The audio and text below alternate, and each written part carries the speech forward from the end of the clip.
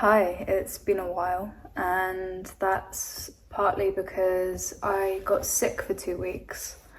It started off as a normal cold, and I was getting better, and then it got worse, and finished off with this 48-hour headache and fatigue that lasted an entire day and stopped me from even getting out of bed to like make myself food or even get water. But it's Easter Sunday and it's the first time I feel like I'm fully over my cold. I don't feel congested at all. Yeah, it was weird. It was like a hybrid between a flu and a cold. But anyway, I haven't been on here in a while and I wanted to like catch up and sort of talk about books again. And I also want to know how everyone is, because I think the world is in somehow a much worse place than it was last time I was here. My mindset weirdly is quite optimistic at the moment, I think, because I've just like reached a point of radical acceptance about not having control over anything, and yeah, sometimes being quite low really distorts your perception and like your capacity to like hope and, you know, persevere through things. And sometimes it is like a reflection of like an accurate examination of the world. So I really am curious to know like how everyone else is doing, and you know, I've been asking people this in person as well, like my co-workers and things, like how have you been just getting through the day? Like what are you excited about, and you know, how are you coping basically. I have been doing a lot of book ordering on Vinted because it's a lot cheaper than eBay actually, which is great. And yeah, I've got a little book haul to do, but first I kind of want to talk about the book that I'm reading at the moment, which I'm really loving. I'm about halfway through, but I just know that it's going to be one of my new favourites, and that's Another Country by James Baldwin. This is actually a mass market paperback edition, and you can tell because it doesn't have an ISBN number anywhere, so there's not one on the back or on the inside cover. And it's also this 7 by 4 inch size with, they've always classically got very like yellowy and brown pages. Yeah, but I found this on Vinted. It's the first of Baldwin's novels that I've ever read. I have this American Library edition of his collected essays. I think I first encountered him when I was studying literature, doing my Modern American module. And I think we read, Everybody's Protest novel, and that's when I encountered Ralph Ellison, and Invisible Man is one of my favourite books. And I never read Native Son by Richard Wright, but that is actually mentioned in here, and Richard Wright was a really good friend of James Baldwin, although he had a lot of criticism for Native Son, which he writes about in that essay. And I find that really interesting that he was able to maintain that friendship with Richard Wright, but could also be a literary critic of his work. And I just, would love to know what that dynamic was, and like what the sort of like personal conversations between them were. I think that's really interesting. But yeah, this is a really beautiful book. I mean, my favourite kind of books are books that deal with characters really intimately and their like dynamics and relationships towards one another. This one specifically is set in New York in the 1950s, and obviously deals quite heavily then with like race and sex and navigating interracial friendships and relationships in a hostile society. And yeah, he just writes these very flawed but very human and very beautiful characters who are doing their best and trying to get close to one another, but finding that there are always these big like chasms between you and someone that you love and, you know, your family. But yeah, he writes also very realistically. Like, a lot of the dialogue I find is very like funny and witty, but also like in a way that people are in conversations are in real life. So yeah, he's just a really talented writer to have that kind of duality of being a critic and an essayist and also a fiction writer, because, you know, famously people say that you can't do both, and people always say that about Sontag. They always say that she was like just a critic but could not write anything else like truly, like, but, you know, in like a way that it truly was art. I don't know, because I've only ever read her essays, but that's what they say.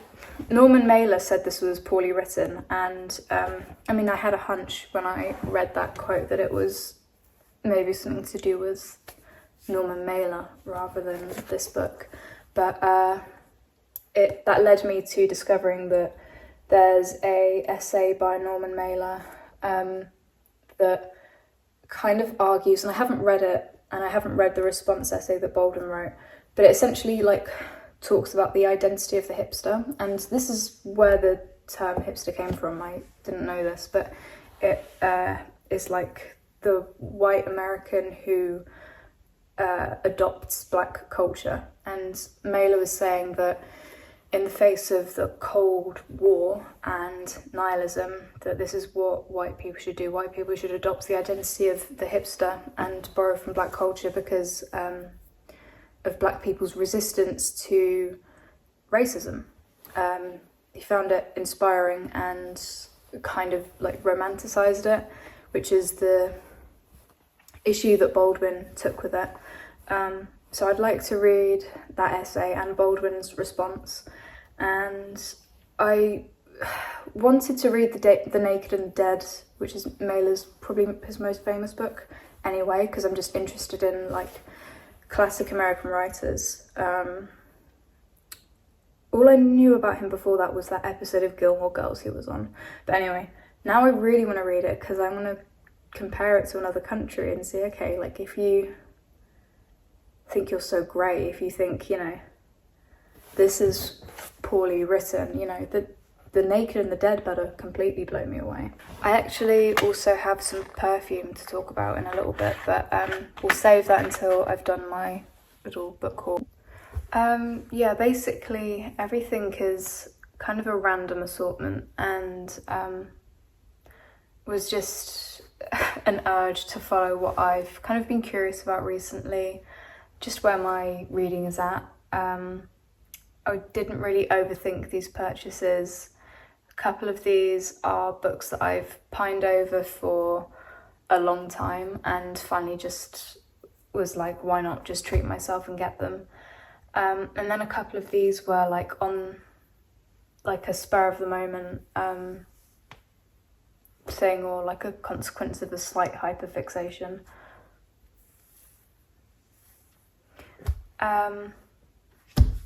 The first one of these is The Former, which is something that I have pined over for a long time, and it's the complete poetry of Anne Sexton.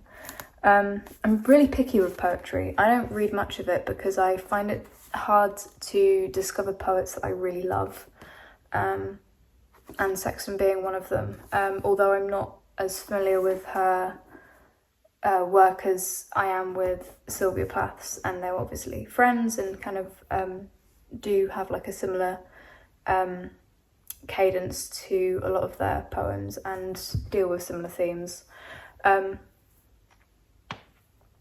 But yeah, her poem, Her Kind, hit me in the way that a lot of Sylvia Plath's poetry affected me.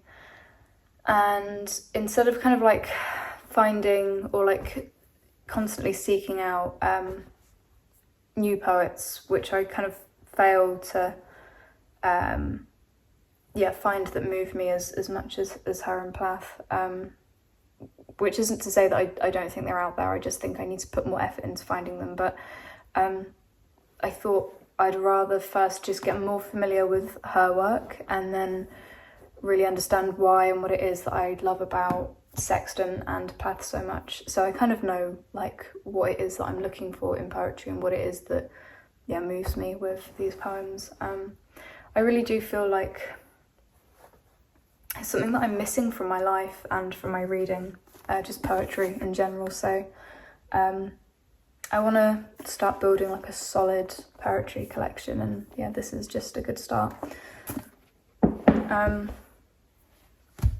The next book that I got is it's a literate passion, The Correspondences Between Aeneas Nin and Henry Miller. This is kind of like a foundational text if you're interested in famous literary relationships.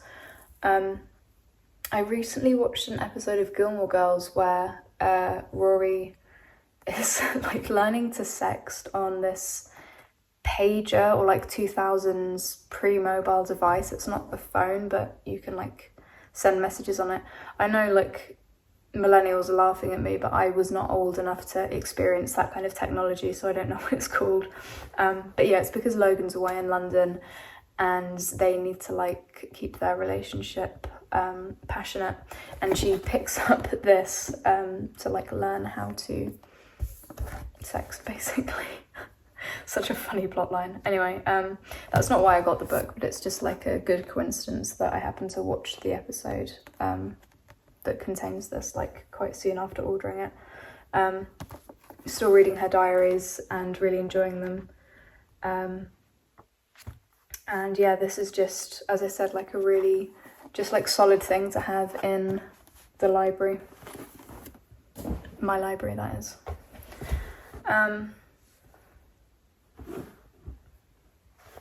This next one's really random, and it's How to Read and Why by Harold Bloom. And I know what you're thinking, because lots of people quite rightly take issue with Harold Bloom.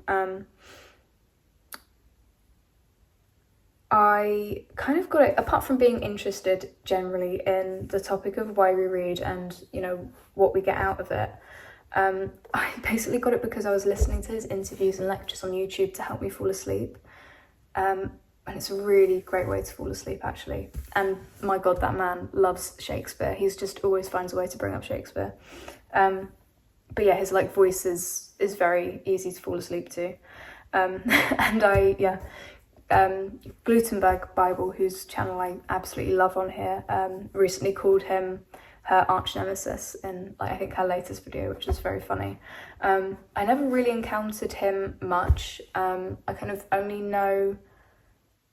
don't actually know exactly why people dislike him, but I have like an impression of why it is and who he is and what he kind of stands for. He's, I think, to my understanding, is kind of like a bastion of that very like archaic type of academic and intellectual, you know, like proper old white man who thinks that he's under attack from diversity. So I actually just wanted to engage with his ideas and kind of understand what everyone's talking about when they react to Harold Bloom. Obviously his most famous book is The Anxiety of Influence, which is about the issue of feeling like you're going to be too derivative, which I think I understand that correctly, but again, like, haven't really read him or encountered him, weirdly, even though I did an English literature degree. The next thing is a recent hyperfixation, and I got three autobiographies on Vivian Leigh, only because when I was looking online, because I wanted to read an biography. I got 3 biographies. I don't know why I automatically said autobiography. Probably because I've been talking about autofiction. Anyway, no one can like give me a clear answer on what the best biography is. So I thought, well, I'll just read them all and then I'll know, and I'll tell anyone else whether they're interested or not. Someone asked me why I was so interested in Vivian Leigh the other day, and I don't know, I just am right now. I was once told that I looked a bit like her, and I never really gave it much thought. I didn't really know who she was. But then very recently I was getting into watching very old classic films, and she came up again. And yeah, it was sort of, my watching the old films was like a form of escapism, so I was sort of in that mindset when I came across her again, and I got curious about her work and her biography, and I started reading up about her. And she had a very interesting but also very tragic life. She suffered with bipolar. Yeah, I guess that's why I'm interested. But I mean, like, most people get really interested in Audrey Hepburn, who I think is probably a quite comparable figure, who is more, or is still very, at least, like, present in our collective conscious. Like, you know, you're still seeing people talk about Audrey Hepburn, and people are still getting inspired by her. And yeah, Vivian Leigh isn't. She's kind of like faded, although she was like hugely famous.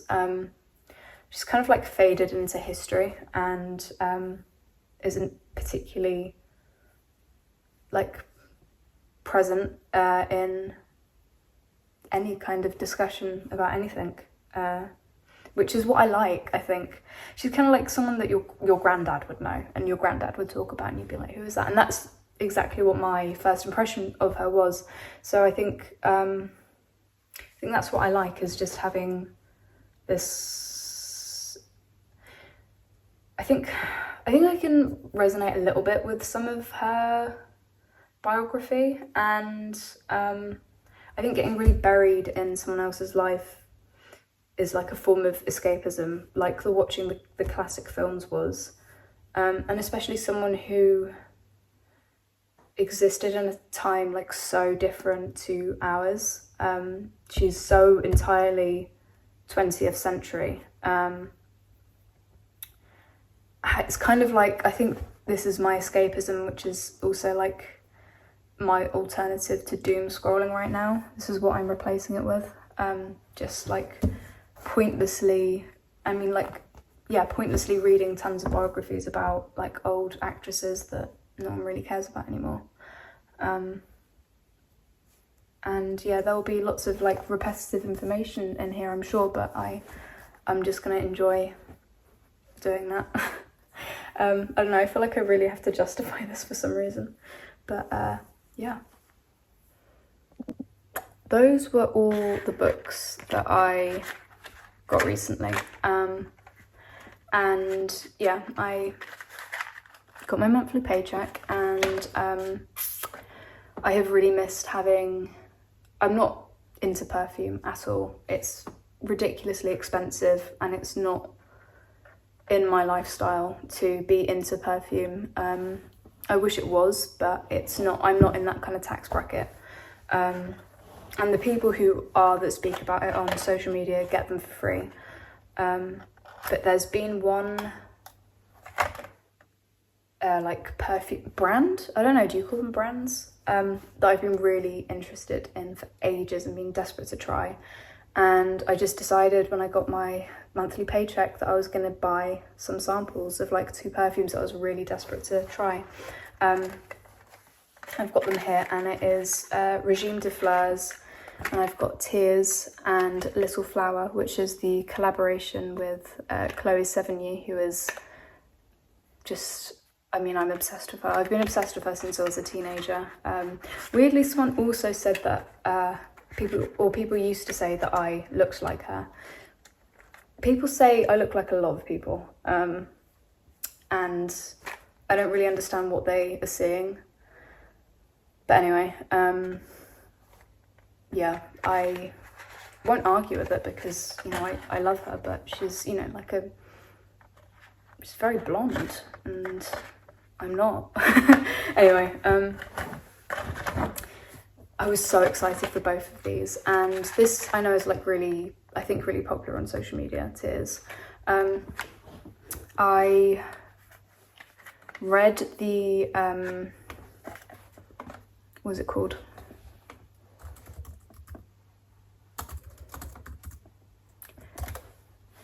I can't remember how I found out about this brand. I think it was through Alexa Chung, because Alexa Chung wears that perfume, like Rock River Melody, which I also did think about trying, but yeah, Tears and Little Flower were the two that I was most excited to try.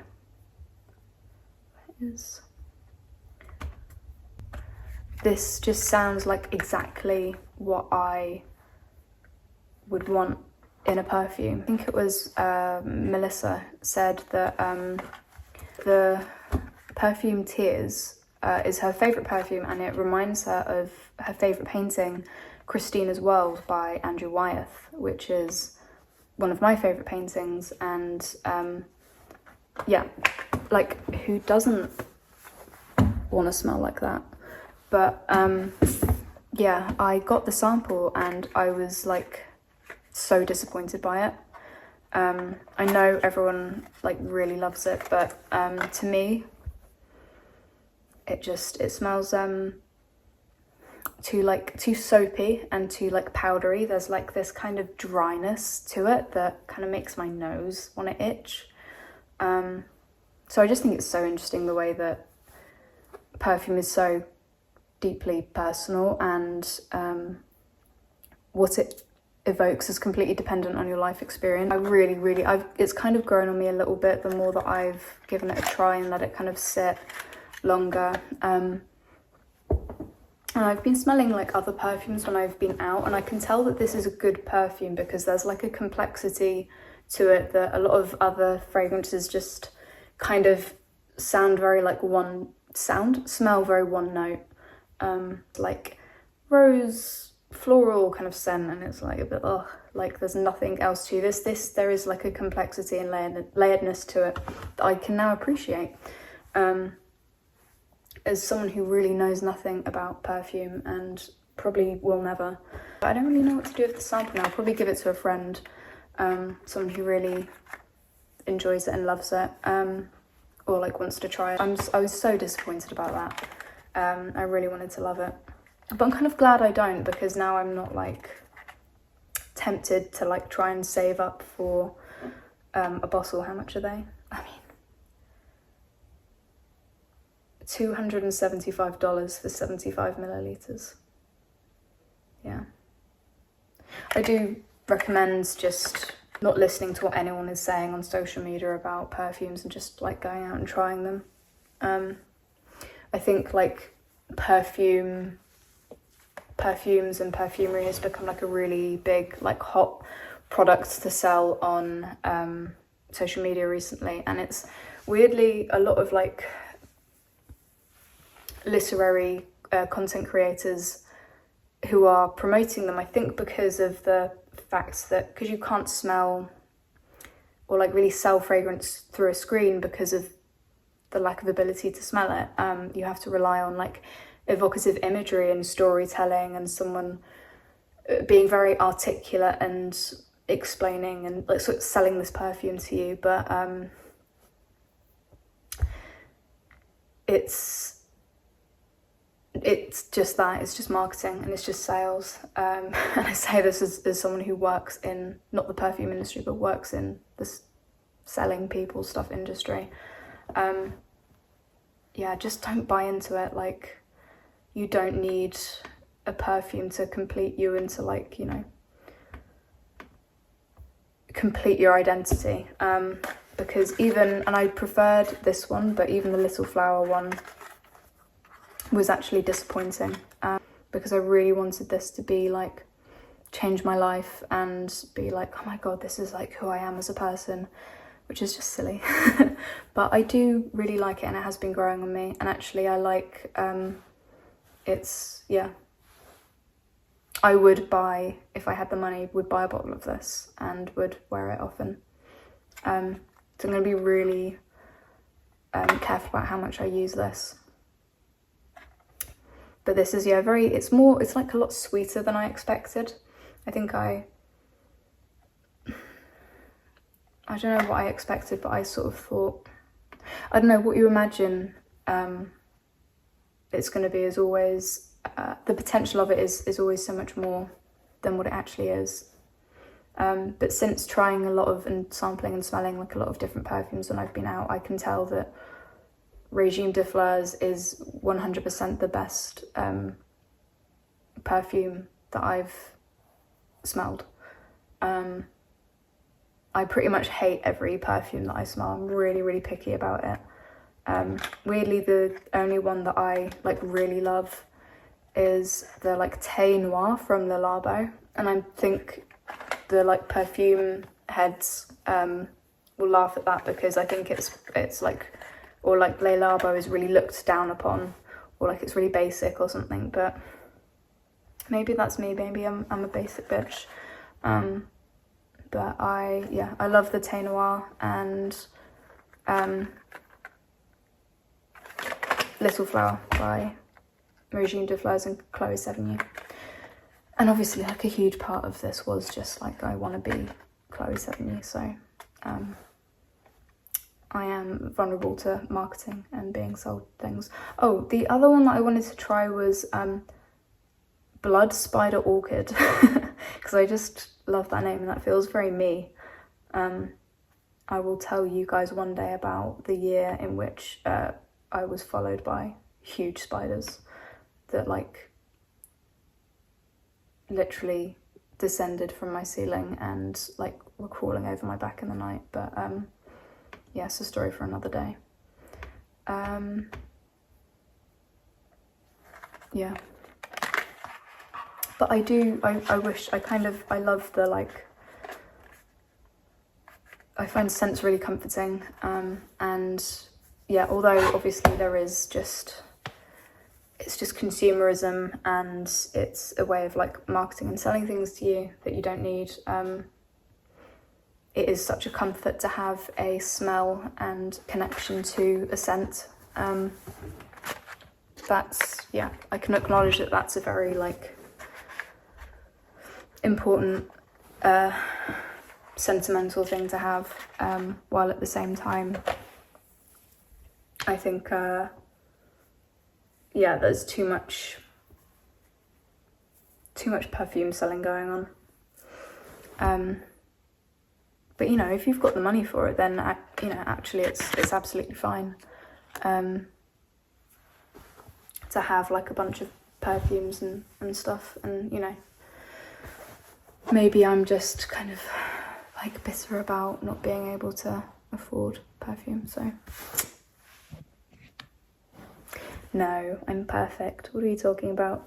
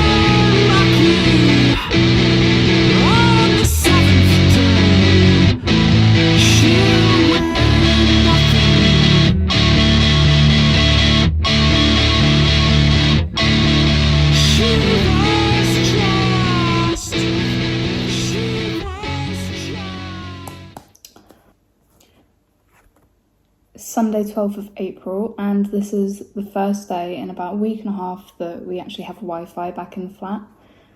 For some reason it just disconnected and it's taken us ages to get it back again, but it's been quite nice not having any internet at home, although a little frustrating. Anyway, I'm going to end this video on talking about a couple books. The first is Discord by Jeremy Cooper, which I read back in February and promised to share my thoughts on. It was an advanced review copy from Fitzcarraldo, and it was really enjoyable. I don't know whether it's one that impacted me like super deeply or something that I think I'll, be thinking about loads or wanting to revisit in the future. Of course, not every book has to be like that. Sometimes it's quite nice to just read a story that you experience and then move on from. And it was one that I enjoyed.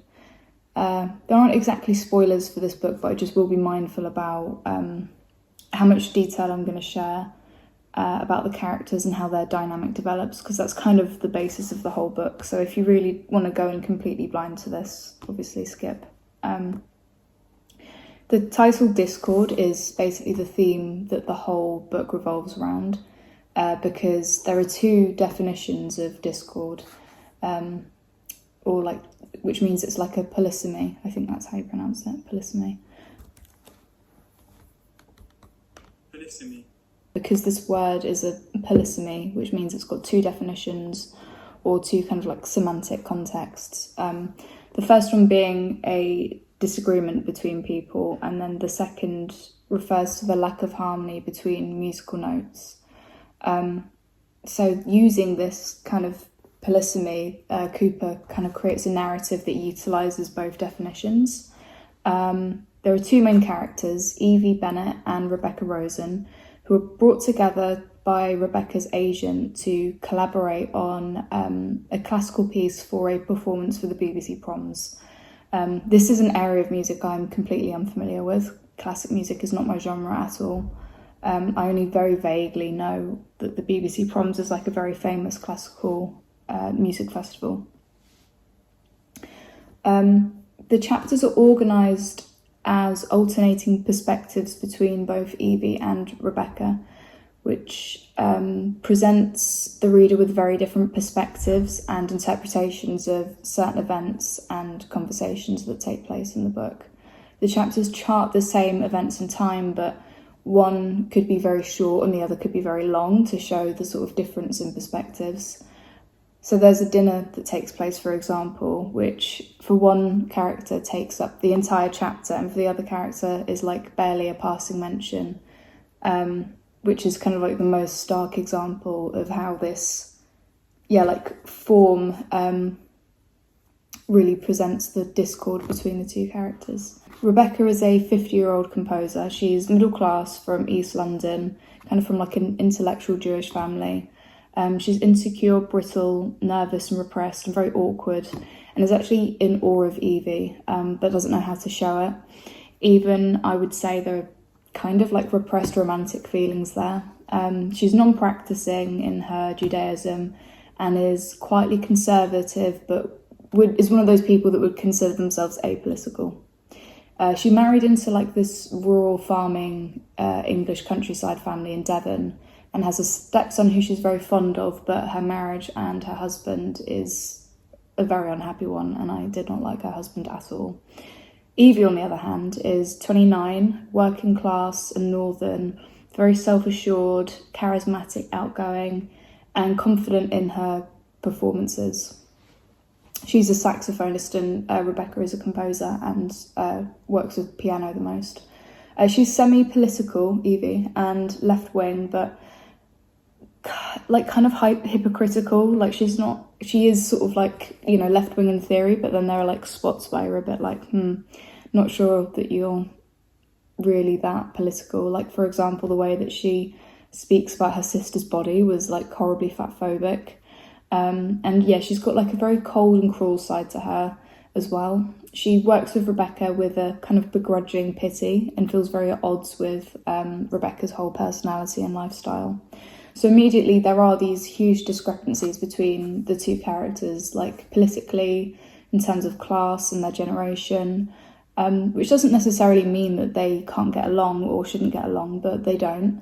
And the dynamic between them throughout the whole book is just abrasive and difficult, as Rebecca is composing this experimental and discordant piece for the Proms, which is based on sounds from nature.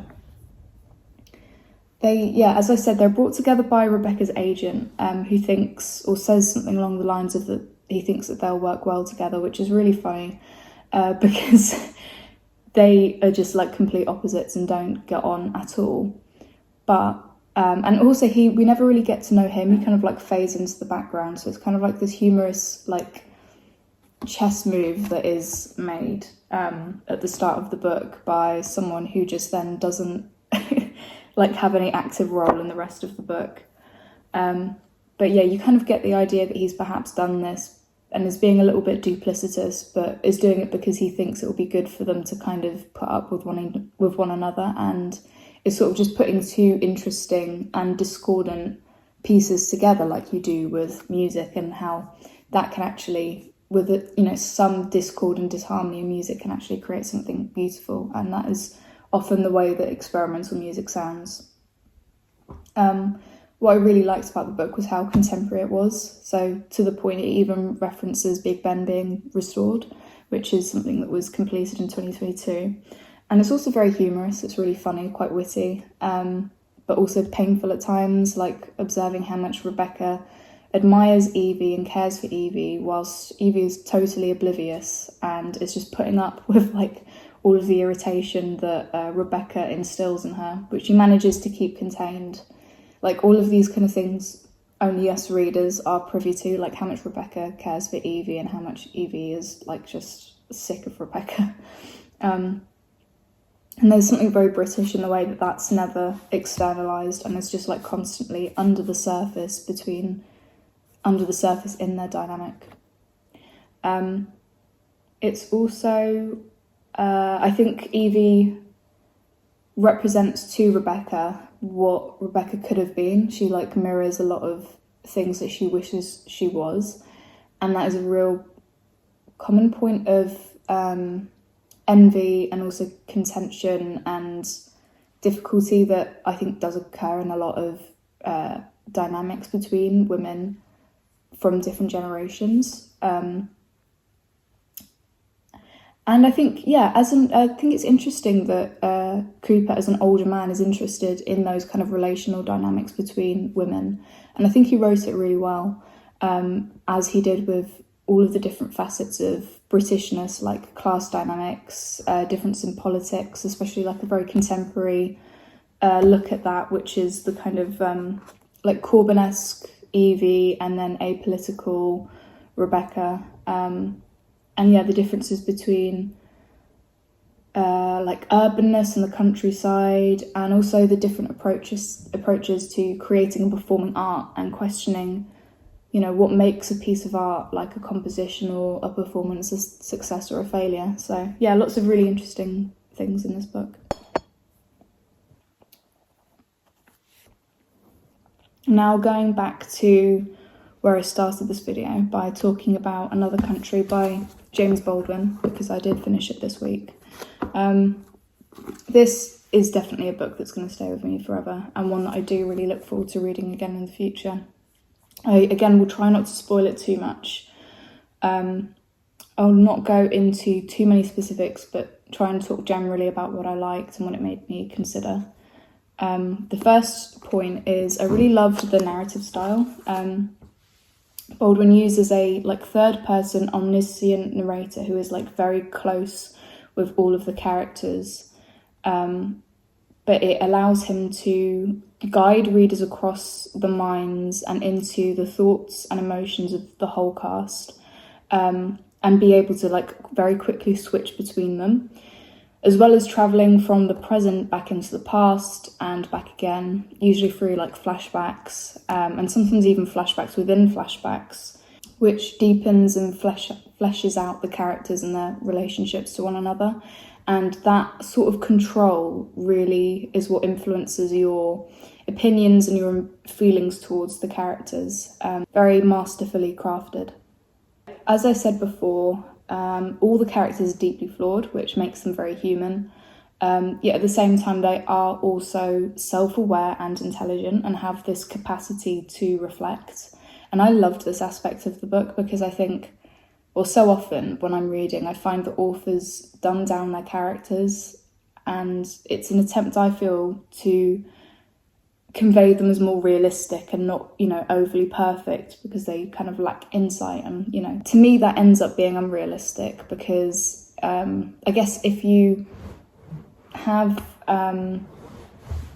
compassion for and, you know, an investment in people, you believe that they are capable of self-reflecting. And yeah, I think it shows that he's just got a respect for people in his writing through how he creates these characters. He manages to make his characters self-reflective, but they are also still, you know, blind and prejudiced and confused. So it's just really enjoyable to read, actually, even though like an entire page may be Vivaldo sitting at a bar and drinking and just thinking, or Cass, you know, sitting in a cab and contemplating something. These are the like internal journeys that propel the narrative onward, and yeah, it's compelling and interesting. It's also the only work of fiction, I think, that I've read that explores and exposes white guilt and the damage that being a good white person can do. Meaning someone who assumes they can't enact harm because you're not overtly racist. And it does, yeah, especially that kind of I don't see colour, race shouldn't matter between us manner, that actually is a very ignorant thing to say in when you're having a relationship or having a friendship with someone who experiences racism. And also how, yeah, racist some white people's views are regarding their sexual relationships to black people, and how there's still this pervasive idea that sleeping with someone means you can't be racist, or that classic I have black friends, I have a black boyfriend is not the credential that you think it is. You can still enact racist harm and hurt people even if you love them. And yeah, in another country there are so many sex scenes that explore this, and also just the idea in general that having sex with someone doesn't mean that you care about them or love them. I mean, maybe that sounds like obvious, but yeah, it kind of is overtly to do with race in this book in multiple instances. Yeah, so like despite physical intimacy, you can be very, very far away from a person. And I saw a TikTok the other day from a Black American woman called Carmen, which I will link in my description, so you can hear like the full thing of what she's saying. She goes on to talk about a TV show that I haven't watched and I don't really know, so that I won't mention that bit. But she kind of crystallizes this issue really well. And her caption for her TikTok was, "A lot of white women are attracted to black men, but do not like black people as a whole." And goes on to say that you can tell by how these white women treat black women. And so much of what she says is actually so relevant to points articulated in this book, especially in the way that Ida gets treated. Ida is a black woman. And yeah, weirdly, as I finished this book, there was a conversation on Twitter or X that I've not really been following in depth about interracial couples in the UK versus the US. And a girl who lives somewhere in the UK said something along the lines of, Londoners pretend they are the black capital of the UK, but they love the swirl. Obviously, that is, I don't really like that term. I think if you've been in an interracial relationship, which I have, it just like immediately gives you like flashbacks to people teasing you for it. Yes, I don't know. But I think she get what she was saying. We are so different from the United States. But it made me think about how there is, yeah, like so little, from what I've noticed anyway, so little representation of like interracial couples in American media. And it was something that I always noticed growing up. So like on TV, I can think of so many like mixed race couples that were on UK TV shows like Skins, Doctor Who. But yeah, in the US, I like really noticed like every, like to me anyway, and I have spoken to someone on Twitter who says there are like specific instances where only certain kinds of like mixed race couples are allowed or like are viewed in media, which is really interesting. But yeah, I always noticed that, and there's been this kind of reaction that's like from British people that kind of is implying, because we have more mixed race couples, or there's more representation of mixed race couples, it kind of means that we're less racist.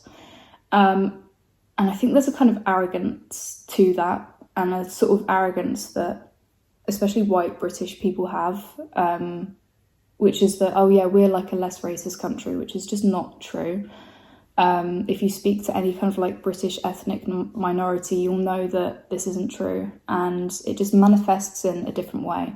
And I also think we need to really like consider what it even means to be like less racist in a country which has a completely different like population levels, and also just a completely different history. But anyway, it was interesting that that's a conversation that's been happening and is still happening, decades and decades after this book was written, which was it was a really taboo book when it was published, not just because of the interracial themes, but also because of the bisexuality and homosexuality that happens in here. And also, yeah, that girl who tweeted that was kind of also saying something important, and she was sort of saying quite rhetorically, probably to like rude people in her mentions, if you're not black, why do you care? Why do you feel the need to share an opinion? And does black love apply to you? Which made me think, as white people and as a white person, I want to work out a way to care and understand these perspectives.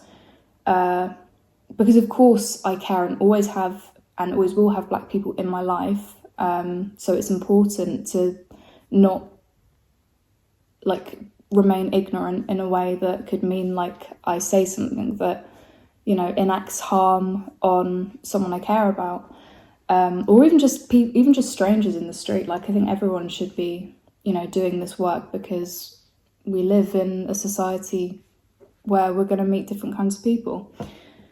So yeah, like, most importantly, I think, is to not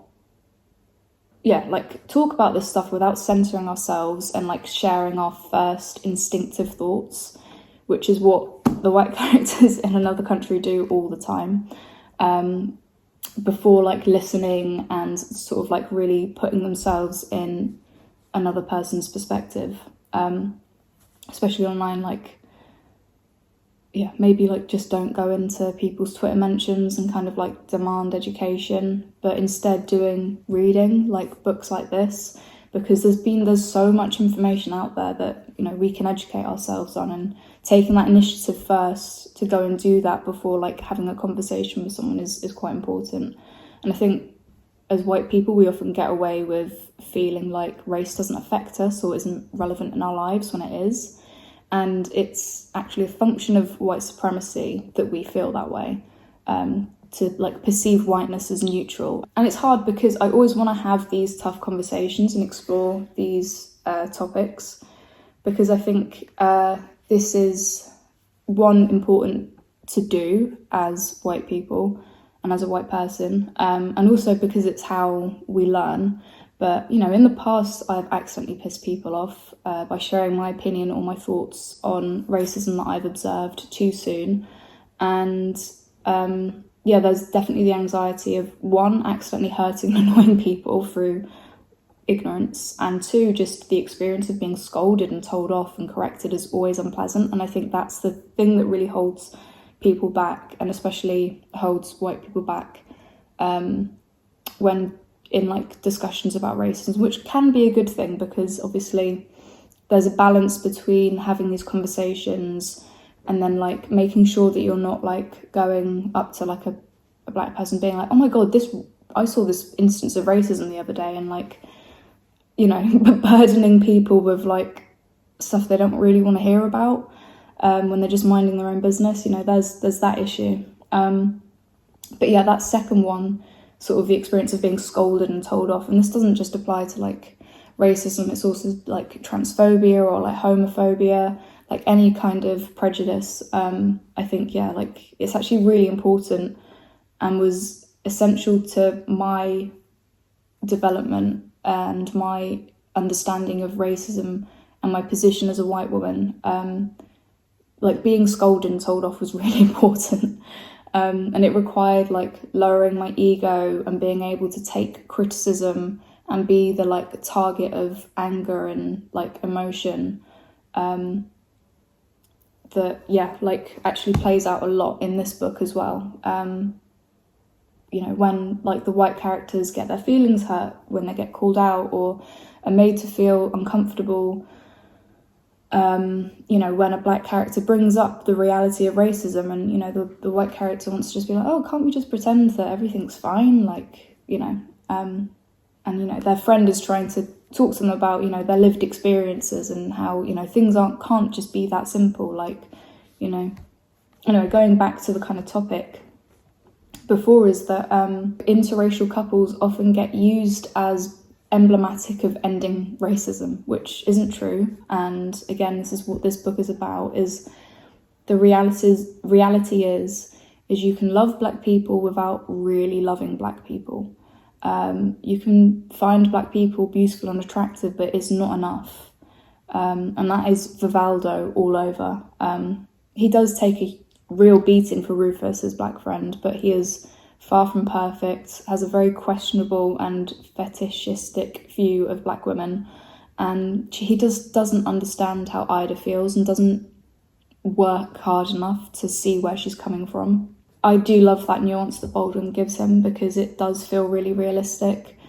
And yeah, I'm really interested in, if you've also read this book, like what your perspective on Ida and Vivaldo's relationship is, and whether you feel like Baldwin gives them hope or not. Another thing I also liked about the book was scrutinising the way white people speak about black people when there's only other white people in the room, which is so important, because like, how do you let other white people say stuff about black people in front of you? Because if you let anything slide, even if there's no black people around, like, do you think you're really a safe person to be around? And so many of pretty much all of these characters like fail that. But yeah, that's kind of, it's amazing that there's so much in this book that is still relevant to our dynamics today. Lastly, the title, Another Country, is just such a beautiful and rich phrase. It's got like multiple metaphors and meanings, and is used at various points to kind of like describe the dynamic between two characters. So Vivaldo says this about Ida when she's sleeping. He says, any attempt on his part to strike deeper into that incredible country in which, like the princess of fairy tales, sealed in a high tower and guarded by beasts, bewitched and exiled, she paced her secret round of secret days. Which kind of shows like how so much of their dynamic is based on like him feeling so far away from her and feeling like not let in. But it's because he's not proving himself to be someone safe enough for her to let in. And then there's also, again, describing Vivaldo at one point. It said, love was a country he knew nothing about. So another country, you know, it means other people are another country, love is another country. It represents this like distance and strangeness and unfamiliarity. And of course, Baldwin himself moved to another country, so he was famously a Parisian, and finished this book actually while he was living in Istanbul.